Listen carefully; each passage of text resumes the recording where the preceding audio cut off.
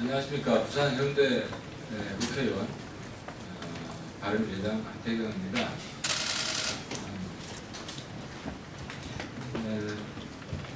최근 일본에서 한국이 핵무기에 사용되는 불화수소를 북한에 밀수출해줄 수 있다는 궤변이 나오고 있는데요. 저희 의원실에서 찾아보니 정작 북한에 불화수소를 수출한 나라는 한국이 아니라 일본이다 하는 일본 자료를 입수했습니다. 그래서 위에 공개를 합니다. 저희가 입수한 자료는 일본의 안전보장 무역정보센터,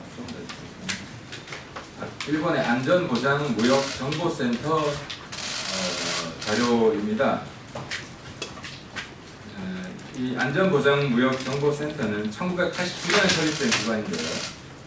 국내에 유사한 기관이 한국무역협회 전략물자정보센터라는 기관이 있는데요. 이 일본의 안전보장무역정보센터는 안보 전략물자, 수출 통제 관련 이슈를 연구 분석하는 일본의 유일한 비정부 기관입니다. 이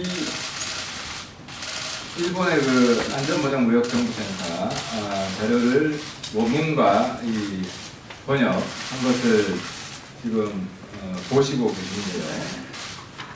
불화수소 이 자료는 1996년부터 2013년까지 일단 저희들이 찾았습니다.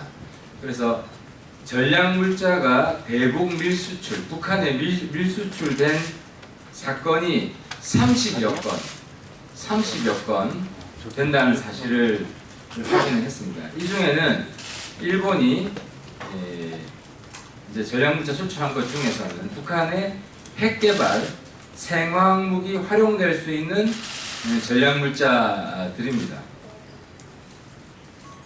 내용들을 좀 보면요. 불화수소는 96년에 오사카항에 입항 중인 북한 선박에 선적이 되어서 불법 수출됐다는 겁니다. 이 당시에는 불화수소산은 뭐냐면 불화수소가 물에 녹아 있는 겁니다. 다른 말로 불산인데요. 그리고 불화나트륨 각각 50kg이 수출됐다는 거죠. 그래서 제가 명확히 하고 싶은 거는 수출하려다가 적발된 게 아니라 수출된 것을 북한에 나중에 확인했다는 건데요. 이 자료에 보면 친절하게도 이렇게 설명도 해놨습니다. 불화수소산 및 불화나트륨은 화학, 생물 무기의 원재료 및 제조 설비 등의 수출 규제 대상이다. 살인의 원료가 되기도 한다. 그리고 이 재미난 것은 이 건은 북한에 긴급 지원 쌀을 보내기 위한 북한 선적 화물선, 그러니까 당시에 북한에 식량난이 있어가지고 긴급 쌀을 보내려고 했는데 그 쌀을 보내는 배가 이용된 부정수출이다 하는 내용입니다. 그 다음에 이건 이제 이 자료 13페이지에 있고요. 또 11페이지에 보면 3차원 측정기, 이건 이제 북한은 아닌데요. 핵개발 시설에 사용된 겁니다. 내용은 뭐냐면 일본의 핵개발에 사용된 3차원 측정기 2대가 말레이시아에 수출됐는데 그중 한 대가 나중에 리비아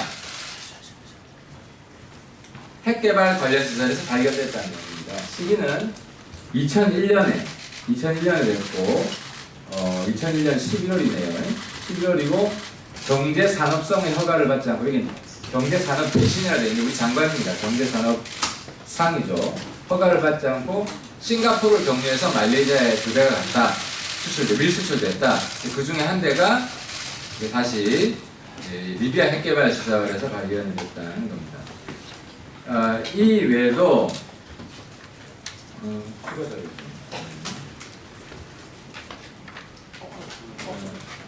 북한의 핵무기 개발, 생물 무기 개발에 이용될 수 있는 직류 안정화 전원, 주파수 변환기, 동결 건조기, 탱크 로리, 미사일 개발에 쓰이는 탱크 로리 등이 북한에 밀수출된 사례들이 쭉 나와 있습니다. 이건 뭐 제가 자세하게 더 언급할까요? 시간이 많이 걸리는데 쓸 사람도 없죠. 그러면 이제 주파수 변환기는 북한이 목적지고 2003년 8월에 중국을 경유하여 북한으로 갔다는 겁니다.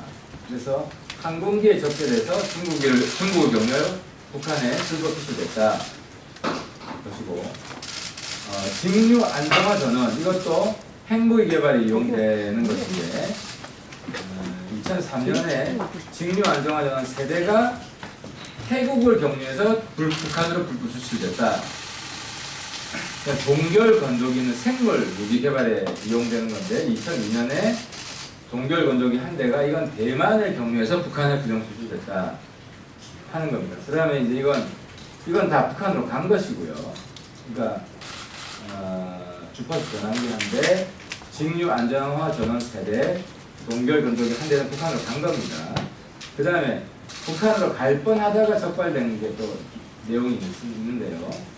미사일 운반 등에 전용이 되는 대형 탱크 로리는 북한에 가려다가 적발돼서 이건 가진 않았다 하는 내용이 2008년에 있는데 이 자료집에 있습니다.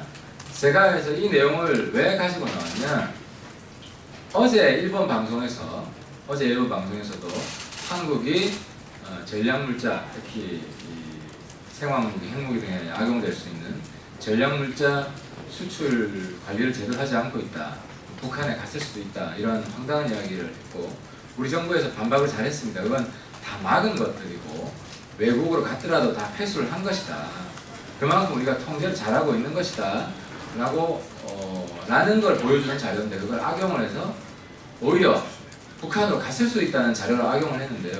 근데 오히려 한국이 대북물자를 제대로 관리 못하는, 그러니까 부실 관리하고 있는 게 아니라 일본이 그래왔다는 겁니다. 일본이. 그래서 오히려 이 자료를 보면 일본이 이 블랙리스트 국가, 다 북한에 위험한 전략물자가 밀수출되고 관리가 허술한 그런 나라다라는 걸 보여주고 있습니다. 그래서 제가 결론적으로 드리고 싶은 말씀은, 지금 뭐 한일 관계가 최악으로 되고 있는데 일본이 이런 감정적인 대응을 하면 안 된다. 택도 없는 말도 안 되는 억지 논리. 지금 이 자꾸 감정적인 대응을 하는 이유가 이 정치 보복이란 말입니다. 근데 정치 보복을 우리 하고 있다는 걸 자인할 수는 없기 때문에 이 안보상에 문제가 되는 전략물자가 한국에서 자꾸 북한으로 새 나갈 수 있으니까, 그래서 그 이후로 우리가 한국의 수출 통제한다, 이제 이런 논리를 자꾸 갖다 붙이는 겁니다. 근거도 없이.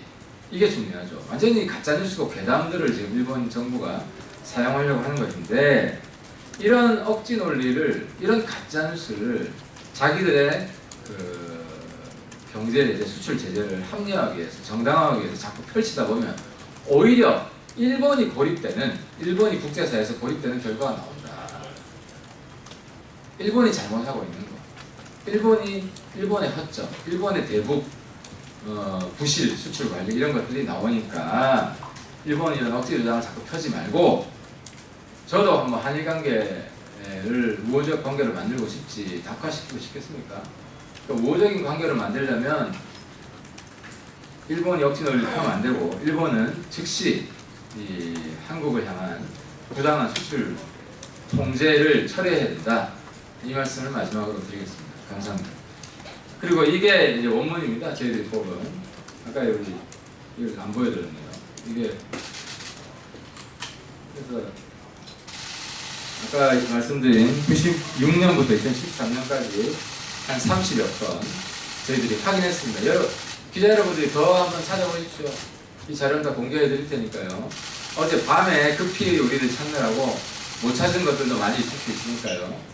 여러분들이 추가로 한번 찾아보시기 바라겠습니다. 네. 잠깐 들고 있을까요? 네. 선배 잠시만 조금만. 네.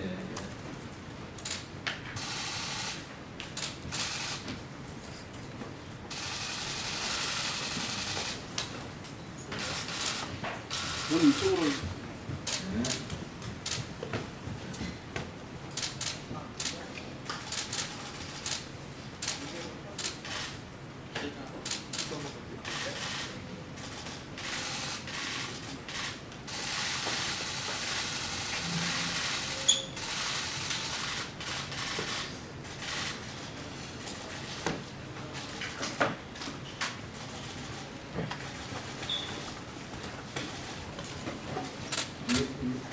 네, 마치겠습니다. 예, 수고하셨습니다.